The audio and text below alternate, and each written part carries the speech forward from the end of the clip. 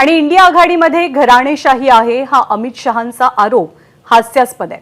जय शहांना बीसीसीआयचं अध्यक्ष कोणत्या आधारे केलं?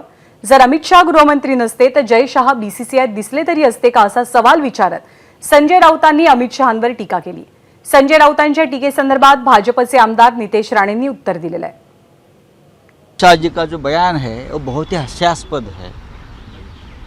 इंडिया आघाड़ी में कौन सा परिवारवाद है, इस बारे में वो खुद उनको जानकारी नहीं है। अगर परिवारवाद है तो भारतीय जनता पार्टी में है। जय शाह जी ने कपिल देव से ज़्यादा विकेट लिए थे क्या क्रिकेट में, जो उनको भारतीय क्रिकेट बोर्ड का अध्यक्ष या सेक्रेटरी बना दिया है।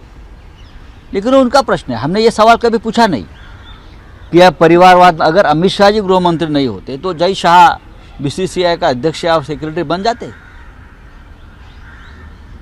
क्या? आता स्वतःचा राऊत कुटुंब असताना पाटकराचं कुटुंब माझंच कुटुंब असं का म्हणावं?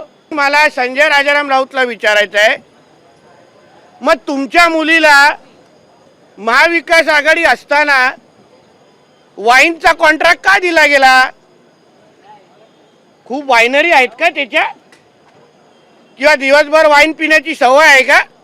कुठलाही होतकरी तरुण अगर आपल्या मेहनतीने भारतीय क्रिकेटला अगर पुढे घेऊन जात असेल, मोठं करत असेल, तर त्याचं तुम्ही कौतुकच करायला पाहिजे।